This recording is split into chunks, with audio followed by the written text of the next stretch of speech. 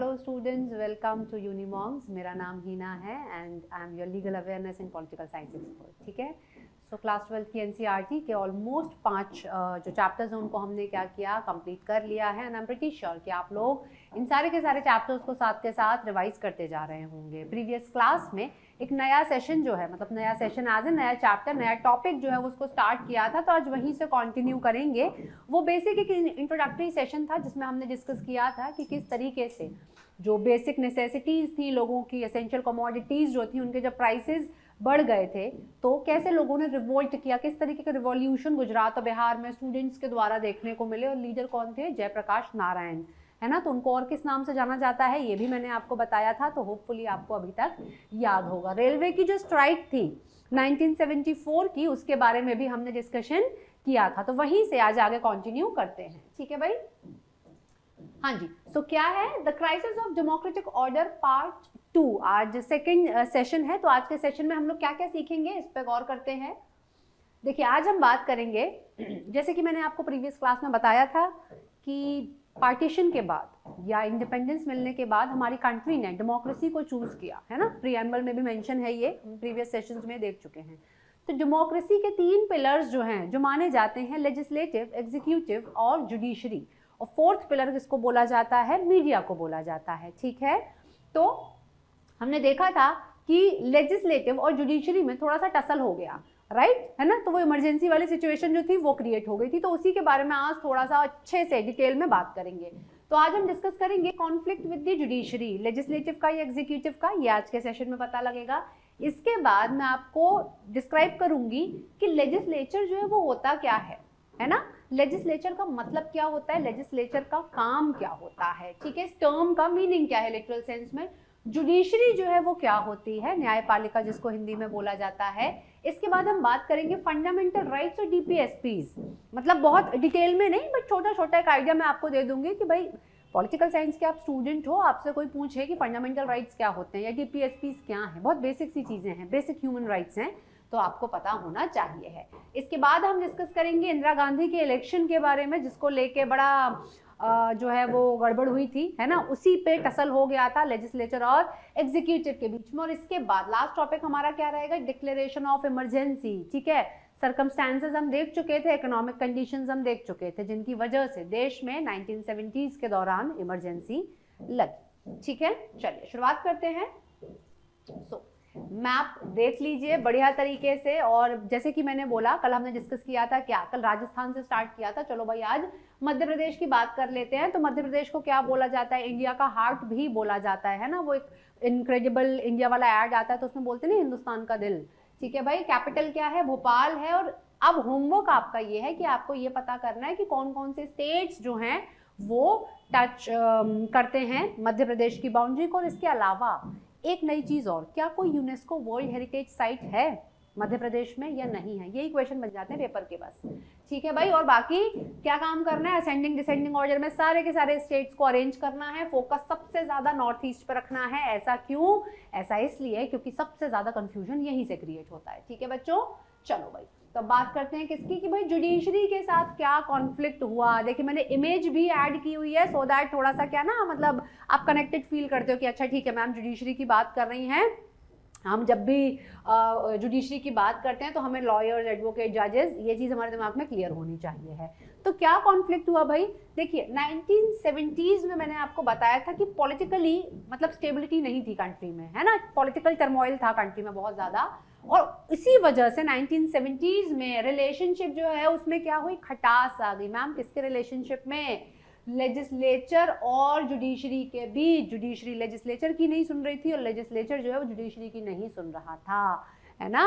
तो इसकी वजह, अब ऐसा क्यों हुआ, है ना, कि मैम ऐसा दिक्कत क्या हो गई कि दोनों के बीच में टसल हो गया। तो सरकार ने क्या किया था बच्चों, कुछ चेंजेस किए थे। किसमें? कॉन्स्टिट्यूशन में। अब कॉन्स्टिट्यूशन क्या है? कॉन्स्टिट्यूशन सुप्रीम लॉ है भाई, है ना, सुप्रीम लॉ ऑफ लैंड। ठीक, संविधान से ऊपर देश में कुछ भी नहीं है। ठीक है भाई, अब तो मैम जुडिशरी वहां कैसे इन्वॉल्व हुई? जुडिशरी की रिस्पॉन्सिबिलिटी है कॉन्स्टिट्यूशन को इंटरप्रेट करना, है ना। जो इंटरप्रिटेशन आता है वो कहां से आता है?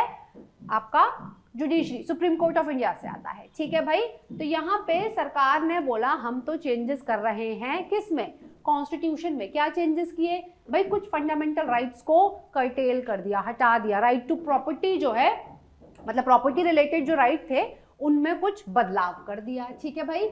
और सरकार ने कोशिश की कि डीपीएसपीज को ज्यादा पावर दे दो और फंडामेंटल राइट्स की पावर को क्या कर दो, कम कर दो। अब ये डीपीएसपीज क्या हैं, DPSP stands for directive principles of state policy. अभी मैं आपको बताऊंगी, अभी इस स्लाइड के लिए बस दिमाग में इतना रख लो कि गवर्नमेंट ने फंडामेंटल राइट्स में चेंज की और डीपीएसपीज को गवर्नमेंट जो है वो ज्यादा इंपॉर्टेंस दे रही थी रादर फंडामेंटल राइट्स। तो जुडिशरी को ये चीज अच्छी नहीं लगी। क्लियर इतना, ठीक है। अब तो कोर्ट के पास जब ये चेंजेस पहुंचे, है ना, जब कोर्ट के पास ये बात पहुंची कि भाई हमने ये चेंज किए, उन्होंने बोला हम नहीं मानेंगे।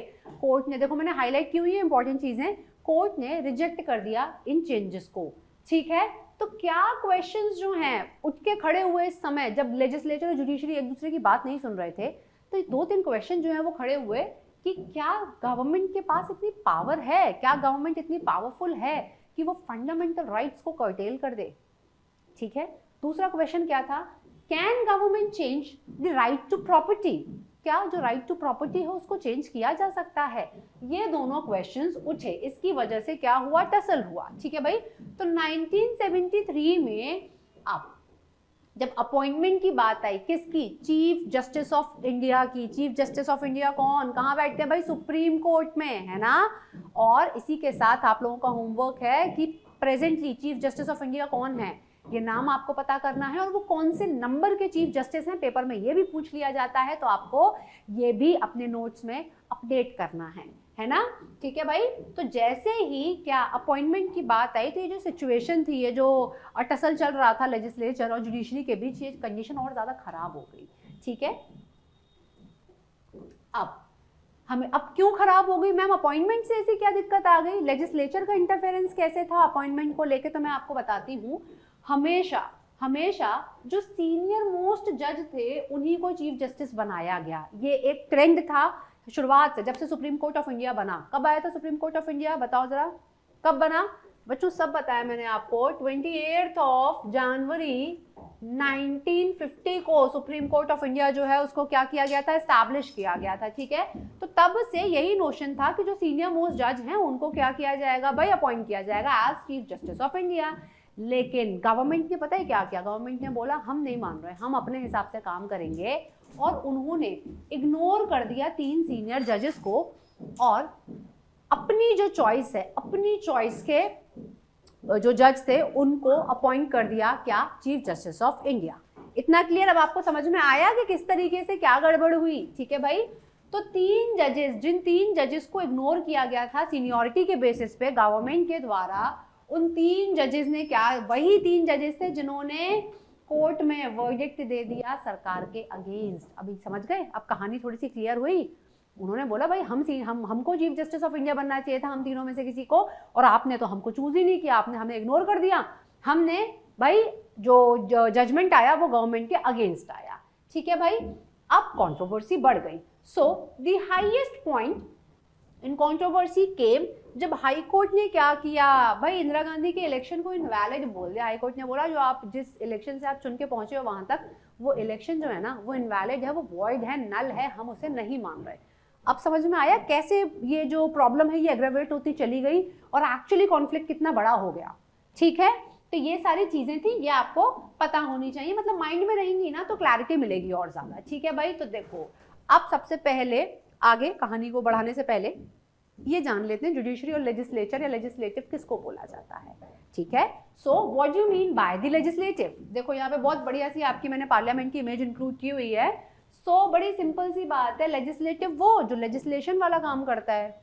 अब मैम लेजिस्लेशन मतलब क्या होता है बच्चों, लॉ मेकिंग, कानून बनाना, विधि बनाना, लॉ मेकिंग, ठीक है। सो belonging to the branch of government that is charged with such powers as making laws, है ना। डेमोक्रेसी के 3 पिलर्स, उनमें से एक वो ब्रांच जो कि लॉ मेकिंग की पावर है, जिसको ये रिस्पॉन्सिबिलिटी दी गई है कि देश में जो कानून बनेंगे वो आप बनाओगे उसको लेजिस्लेचर बोला जाता है। और पार्लियामेंट, जिसको हिंदी में संसद बोला जाता है, वो ये काम करती है कि नहीं करती है? बताओ जरा मुझे, है ना। पार्लियामेंट में लोकसभा और राज्यसभा है, और स्टेट के केस में क्या होता है? विधानसभा और विधान परिषद। इंग्लिश में जिन्हें लेजिस्लेटिव असेंबली और लेजिस्लेटिव काउंसिल बोला जाता है। क्लियर? चलिए भाई, अच्छा चलो यहाँ से मैं आपसे एक क्वेश्चन पूछती हूँ, क्या इंडिया में जितने स्टेट्स हैं सारे स्टेट्स में लेजिस्लेटिव असेंबली और काउंसिल दोनों हैं? बताओ, सोच के बताओ। ये आज मैंने आपको क्वेश्चन दिया है, कल के सेशन मतलब जो भी नेक्स्ट सेशन होगा उसमें मैं आपको इसका आंसर दूंगी। और तब तक आप लोगों को भी क्या करना है, अपने एंड पे थोड़ा सा गूगल करो भाई और पता लगाओ। लेजिस्लेचर क्लियर हो गया? क्या? Law making authority, right. चलिए अब तो जुडिशरी क्या है भाई? जुडिशरी देखिए, इमेज देख के ही समझ में आ जाएगा। जस्टिस की बात की गई है प्रीएम्बल में कि नहीं की गई है ना? जस्टिस की बात की गई है। कैसे कैसे जस्टिस की बात की गई है जरा बताओ मुझे। प्रीएम्बल किस तरीके के जस्टिस की बात करता है? सोशल, इकोनॉमिक और पॉलिटिकल, है ना। सो जुडिशरी जो है, it is a system of interconnected courts. मतलब सबसे ऊपर सुप्रीम कोर्ट, सुप्रीम कोर्ट के बाद हाई कोर्ट्स, और हाई कोर्ट के नीचे सबऑर्डिनेट कोर्ट्स या फिर आपके डिस्ट्रिक्ट कोर्ट्स। ठीक है, तो highest court of appeal is supreme court, उसके बाद हर स्टेट के पास अपना अपना हाई कोर्ट है, और उसके बाद हर जिले में, डिस्ट्रिक्ट में सबऑर्डिनेट कोर्ट्स हैं। तो ये इंटरकनेक्टेड है सारे के सारे, इसलिए बोला जाता है हमारे देश में जो जुडिशरी है बच्चों, वो कैसी है? इंटरकनेक्टेड है, इंटीग्रेटेड है, राइट। अब जुडिशरी का काम क्या है? न्याय देना। और थोड़ा सा उसको लीगल लैंग्वेज में समझें या पॉलिटिकल साइंस की लैंग्वेज में समझें, सो it is the mechanism for the resolution of dispute. Court कब जाते हैं हम, है ना? कोर्ट कब जाते हैं? वकील कब हायर करते हैं? जब क्या हो जाता है भाई, कहीं कोई टसल हो जाता है, कोई झगड़ा हो जाता है, ठीक है, या किसी पे कोई एलिगेशन लग जाता है, क्रिमिनल या सिविल, है ना, डिस्प्यूट्स हो जाते हैं, तो उस डिस्प्यूट को रिजॉल्व करने हम कोर्ट जाते हैं। ठीक है, और तो वहां पे जुडिशरी का क्या काम होता है? दोनों पार्टीज को सुनना, और जो अक्यूज्ड है, जो गिल्टी है, जिसने एक्चुअली में गलत काम किया है, अगर प्रूव हो जाता है कि वो गलत है, तो उसको पनिशमेंट देना। ये this is the responsibility of judiciary. ठीक है, so it is the mechanism for the resolution of disputes and pronouncement of punishment to the guilty. Clear? Now अब जुडिशरी जो है वो क्या, मतलब देखो, अब मैम जुडिशरी, अब बच्चे पूछेंगे यहाँ पे, तो मैम जुडिशरी किसको बोला जाता है? सुप्रीम कोर्ट को, या हाई कोर्ट जुडिशरी है, या जो आपका सबऑर्डिनेट कोर्ट्स है वो जुडिशरी हैं? तो बच्चों, जुडिशरी इज अ टर्म जो कि कलेक्टिवली यूज की जाती है। ठीक है, आपका सुप्रीम कोर्ट, हाई कोर्ट, किसी भी तरीके के जो न्यायालय होते हैं, चाहे फैमिली कोर्ट्स की मैं बात करूं, वो सारे के सारे किस में आएंगे? आपके जुडिशरी में आएंगे। ग्राम न्यायालय वगैरह ये सब आप सुनते रहते होगे। ठीक है, इतना क्लियर? तो लेजिस्लेचर और जुडिशरी में कंफ्यूजन नहीं होना चाहिए आप। ठीक है, नाउ अब आगे बढ़ते हैं। अब मैं आपको ये और बताती हूँ फंडामेंटल राइट्स। देखो यहाँ पे fundamental rights, equality, freedom, exploitation, freedom of religion, cultural, काफी सारे हैं। अलग से इसका सेशन करेंगे और अच्छे से एक एक फंडामेंटल राइट को डिटेल में पढ़ेंगे। ठीक है, अब तो फंडामेंटल क्या होता है? What you understand by this term fundamental? मूलभूत, बेसिक, है ना, और राइट इज अधिकार। ठीक है भाई, सो फंडामेंटल राइट्स जो हैं बेसिक ह्यूमन फ्रीडम्स हैं, बेसिक ह्यूमन राइट्स हैं, जो कि क्या हर इंडियन सिटीजन को दिए गए हैं। अब आप ये बोलोगे मैम देखो, you have to be curious, है ना, तो क्वेश्चन यहाँ से क्या उठेगा, मैम सिर्फ सिटीजन्स को मिलते हैं क्या फंडामेंटल राइट? मतलब मैं भारत की निवासी हूँ या नागरिक हूँ तो मेरे को ही फंडामेंटल राइट मिले? इसका मतलब ये जो फॉरेनर्स हमारे यहाँ पे घूमने आते हैं, जितने भी टूरिस्ट आते हैं, उनको फंडामेंटल राइट्स नहीं मिलते हैं क्या? बच्चों कुछ राइट्स ऐसे हैं जो उनको भी दिए गए हैं, है ना, डिटेल में हम इनको डिस्कस करेंगे। सो यस, जैसे कि अब ये राइट्स हमें क्यों दिए गए हैं? ताकि हम क्या करें भाई, अपनी लाइफ को डिग्निटी के साथ, फ्रीडम के साथ अच्छे से क्या कर पाएं, जी पाएं। ठीक है, बेसिक नेसेसिटी है ये तो सबको मिलना ही चाहिए है। ठीक है, so these rights they apply to all the citizens, सबको। ऐसा तो नहीं है मैम जो पैसे वाले हैं सिर्फ उनको फंडामेंटल राइट्स मिले हुए हैं, गरीबों को मना कर दिया, ऐसा तो नहीं है, है ना। तो irrespective of race, place of birth, religion, caste, creed, colour और सेक्स और जेंडर, सबको दिए गए हैं फंडामेंटल राइट्स। क्लियर है इतना? ठीक है, तो ये आपके क्या है, बेसिक आपके ह्यूमन फ्रीडम्स हैं या बेसिक ह्यूमन राइट्स हैं, कुछ अधिकार हैं जैसे राइट टू इक्वालिटी, आगे हम डिटेल में बात करेंगे इसके बारे में, है ना, कि भाई कानून के सामने सब बराबर है। अगर आपने सिग्नल तोड़ा है तो और 500 रुपए का क्या है फाइन है, तो सबको 500 रुपए देना पड़ेगा। ऐसा नहीं कि किसी से 1000 ले ले पुलिस वाला या किसी से 2000 ले ले और किसी को बोले अच्छा ठीक है तुम जाओ, नहीं, पनिशमेंट सबके लिए क्या रहेगा, सेम रहेगा। क्लियर इतना? अब तो मैम अभी आपने डीपीएसपीज की भी बात की थी, तो डीपीएसपीज जो है वो क्या है, डीपीएसपीज जो है वो idea, just a minute, yes, DPSPs जो है वो क्या है, आइडियल्स हैं। देखो ऐसे समझना है इसको, directive principles of state policy, ठीक है ना। तो डायरेक्टिव मतलब क्या होता है, डायरेक्ट, किसी को हम डायरेक्ट कर रहे हैं, डायरेक्शन दे रहे हैं। प्रिंसिपल्स, आदर्श, ऐसे बोलते हैं ना कि भाई हमारे कुछ प्रिंसिपल्स हैं लाइफ में, हम उन्हीं को फॉलो करते हैं। So directive principles of state policy, state से मेरा मतलब गवर्नमेंट। इससे देखो ऐसे समझो कि गवर्नमेंट का काम क्या होता है, वो पॉलिसीज बनाती है सिटीजन्स के वेलफेयर के लिए। तो ये जो प्रिंसिपल्स हैं, ये प्रिंसिपल्स गवर्नमेंट को कंसीडर करने पड़ेंगे whenever they are formulating any policy, है ना, ठीक है। तो ये आपके डीपीएसपीज हो गए। तो ये देखो अब यहाँ पे समझ जाना, मैं यहाँ लिख देती हूँ कि जो फंडामेंटल राइट्स थे वो तो सिटीजन्स के लिए थे, है ना, लेकिन जो आपके डीपीएसपीज हैं वो किसके लिए हैं, वो स्टेट के लिए है। कि भाई आप जब भी कोई कानून बनाओगे, आप जब भी कोई नीति बनाओगे, तो you have to keep these ideals in your mind, है ना, ठीक है भाई। तो मैम डीपीएसपीज क्यों दिए गए हैं, so they seek to establish economic and social democracy. अभी समझ गए वो जो जस्टिस की बात की थी कि इकोनॉमिक तौर पे, पॉलिटिकल तौर पे, है ना, और सोशल तौर पे जो है जस्टिस होना चाहिए है। तो उसी हिसाब से डेमोक्रेसी इस्टेब्लिश हो, है ना, सरकार कोई भेदभाव ना करे और जो भी जितने भी लोग सोसाइटी का हिस्सा हैं सबके बारे में सोचा जाए, इसीलिए डीपीएसपीज जो है वो बनाए गए हैं। क्लियर इतना? चलिए अब इंदिरा गांधी के इलेक्शन के बारे में बात कर लेते हैं, ठीक है भाई। तो हुआ क्या, एक पिटीशन फाइल हुई, ठीक है, कुछ लोगों ने कंप्लेंट, इसको ऐसे समझो कुछ लोगों ने कोर्ट में जाके कंप्लेंट की, क्या कि ये जो इलेक्शन हुआ है ना इंदिरा गांधी का, वो सही नहीं हुआ है, इसमें झोल है भाई, इसमें गड़बड़ है थोड़ी बहुत, ठीक है। तो कोर्ट ने बोला ठीक है हम देखेंगे सारी चीजें। तो कोर्ट ने क्या डिसाइड किया कि जो 1971 वाला इंदिरा गांधी का जो इलेक्शन था वो अनकॉन्स्टिट्यूशनल था। और जब भी कोर्ट किसी चीज को अनकॉन्स्टिट्यूशनल बोल देती है ना बच्चों, तो ऑटोमेटिकली वो चीज क्या हो जाती है, नल, ऑटोमेटिकली वो चीज हो जाती है वॉइड। वॉइड का मतलब क्या, जीरो। कोर्ट ने बोला ठीक है, अब आपका इलेक्शन, जिन इलेक्शंस के थ्रू आप चुनकर आए हो उसी को नल और वॉइड बोल दिया। इसका मतलब क्या, जिस डेजिग्नेशन पे आप बैठे हो आप वहां से आपको हटना पड़ जाएगा, है ना।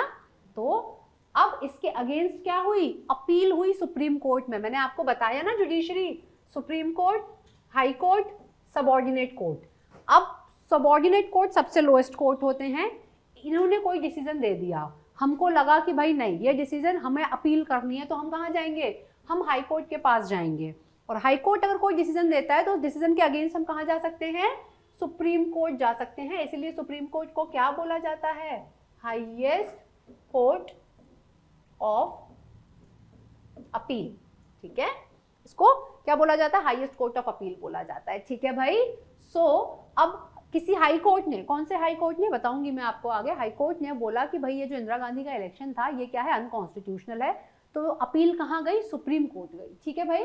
तो सुप्रीम कोर्ट ने क्या बोला कि भाई जब तक हम ये केस सुन रहे हैं, है ना, टाइम लगता है, जुडिशरी सारी चीज़ों को अच्छे से देखती है, सारे प्रूफ एविडेंसेस जो भी एलिगेशंस लगाए होते हैं, तो इट टेक्स टाइम। तो सुप्रीम कोर्ट ने बोला कि ठीक है, Indira Gandhi would continue to be the member of parliament until the final order. मतलब कि जब तक कोई फाइनल डिसीजन नहीं आएगा सुप्रीम कोर्ट की तरफ से, तब तक इंदिरा गांधी जो है मेंबर ऑफ पार्लियामेंट रहेंगी। जब फाइनल डिसीजन जो भी आएगा फिर उसके हिसाब से काम किया जाएगा। इतना क्लियर है? अब जब सुप्रीम कोर्ट ने ये बोल दिया तो इसके बाद क्या हुआ भाई, अब ये देखो हाई कोर्ट ने क्या बोला, इनवैलिड है इलेक्शंस, तो पॉलिटिकल क्राइसिस तो हो ही गया। मैंने ऑलरेडी बोला था कि 1970s में क्या था, पॉलिटिकल टर्मोइल। अब आप समझ गए मैंने ये चीज क्यों बोली थी, है ना। तो यहाँ पे जेपी नारायण जिन्होंने गुजरात बिहार वाला वो जो रिवॉल्यूशन के टाइम पे मैंने बताया था, इनको लोकनायक भी बोला जाता है ना। इन्होंने डिमांड की कि भाई इंदिरा गांधी को क्या इस्तीफा दे देना चाहिए है, कि इंदिरा गांधी को रिजाइन कर देना चाहिए है अपनी पोस्ट से, ठीक है। और इसी के लिए इन्होंने क्या पूरे देश भर में एक सत्याग्रह जो है ऑर्गेनाइज किया रामलीला मैदान दिल्ली में, ठीक है, इसी चीज की डिमांड के लिए, ठीक। और इन्होंने क्या बोला, he told army, police and government employees to not to follow the government instructions. देखो जिस तरीके से इंडिपेंडेंस से पहले महात्मा गांधी सत्याग्रह जो है उन्होंने क्या किया था, सत्याग्रह आपका मैनेज किया था ना ड्यूरिंग 1920s, उसी तरीके से उन्हीं प्रिंसिपल्स को फॉलो करके जयप्रकाश नारायण ने क्या एक सत्याग्रह जो है वो अरेंज किया और बोला कि गवर्नमेंट एम्प्लॉयज को, आर्मी को और पुलिस को कि जब तक हमारी डिमांड नहीं मानी जाएगी तब तक क्या सरकार की कोई इंस्ट्रक्शन, कोई बात नहीं सुननी है। अब आपको समझ में आ गया देश में कैसा क्राइसिस हो रहा है, ये बैकग्राउंड चल रहा है पूरा इमरजेंसी के लिए, ठीक है। अब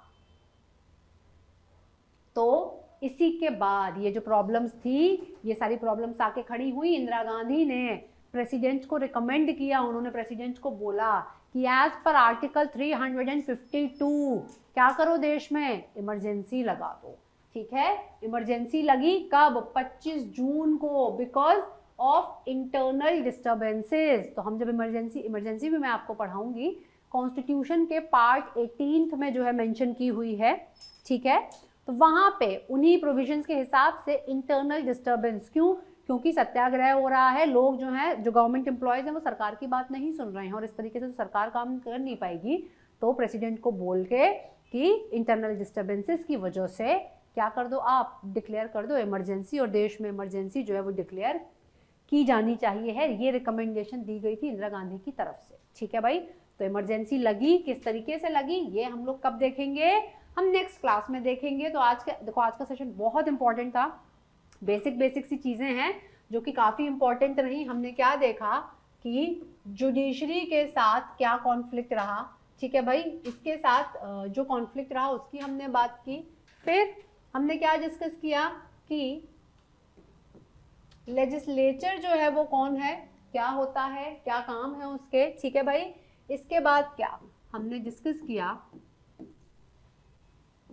फंडामेंटल राइट्स क्या होते हैं और डीपीएसपीज जो हैं वो क्या होते हैं, इसके बारे में हमने बात की, ठीक है ना। और किस तरीके से इंदिरा गांधी के इलेक्शन को क्या अनकॉन्स्टिट्यूशनल बोला गया कोर्ट के द्वारा और फिर हायर कोर्ट में उसके अगेंस्ट जो है वो अपील हुई, ठीक है भाई। तो इसी के साथ इस सेशन को यहीं वाइंड अप करेंगे, नेक्स्ट क्लास में यहीं से कंटिन्यू करेंगे। Thank you so much for watching this video, bye bye, take care, thank you.